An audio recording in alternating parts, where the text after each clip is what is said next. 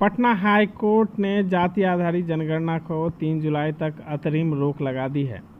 Court के फैसले की जानकारी दे रहे जनहित याचिका दायर करने वाले याचिकाकर्ता के वकील दीनू कुमार ने बताया कि पटना हाई कोर्ट के लोकहित याचिका पर सुनवाई कर बिहार में हो रही जातीय आधारित गणना पर तत्काल प्रभाव से रोक लगा दी है।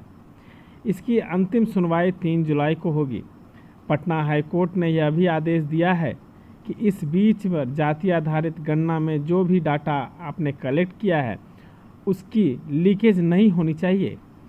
हाई कोर्ट ने लोकहित याचिका पर सुनवाई कर अंतिम जो फैसला दिए हैं, इंटरिम ऑर्डर दिए हैं कि on going caste based survey proceeding जो है उसको तुरंत कार्रवाई करके रोक लगाया जाए और इसकी सुनवाई, फाइनल सुनवाई 3/7/23 को मुकर्रर की गई है।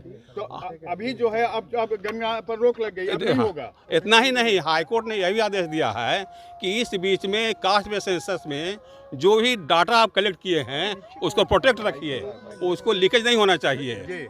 हम लोग का जो पॉइंट था कि आप जो राइट ऑफ प्राइवेसी है उसका उल्लंघन कर रहे हैं, जाति धर्म आय मांगकर, उसको माननीय उच्च न्यायालय इंटरिम ऑर्डर में इसको समझा कि नहीं, जो प्रोसेस अडॉप्ट किया बिहार सरकार वो असंवैधानिक है। इतना ही नहीं, हम लोग का जो पॉइंट था कि बगैर कोई स्टैट्यूट के, बगैर रूल रेगुलेशन के और ये संविधान के विरुद्ध जाके जो ये सरकारी नियम जो लाए थे कि हम कास्ट बेस्ड सर्वे करेंगे, तो इसको हाईकोर्ट ने माना कि ये कानून में इमीडिएट गलत है, इसलिए हम लोग को इंटरिम स्टे मिला है।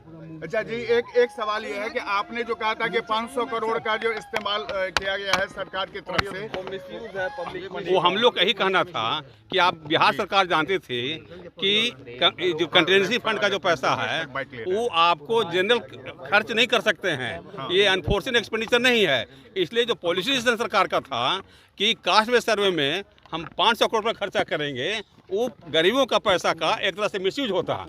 इसलिए इस बात को हाईकोर्ट मेरे समझ से उचित समझा कि ये निर्णय जो है आपका जो पॉलिसी लिए हैं उस संविधान के विपरीत, स्टैट्यूट के विपरीत, सेंसस एक्ट 1948 के विपरीत है। इसलिए हम लोग को लगता है कि इंटरिम स्टे मिला है। अगली फाइनल सुनवाई कब होगी? 3/7/22 को सुनवाई होगी।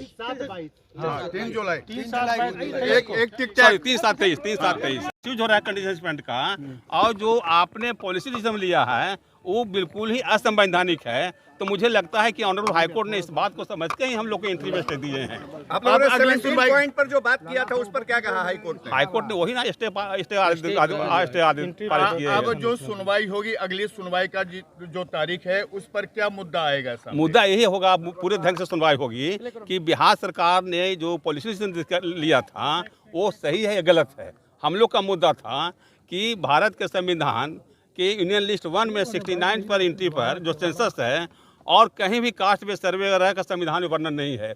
बिहार सरकार कोई भी स्टैट्यूट नहीं बनाई है, रूल रेगुलेशन, जिसमें कास्ट बेस्ड सर्वे की बात हो, और एक पॉलिसी डिसीजन लेकर के इस तरह से कर रहे हैं वो असंवैधानिक है। यही हम लोग का मूल बहस था। चलिए, तो ये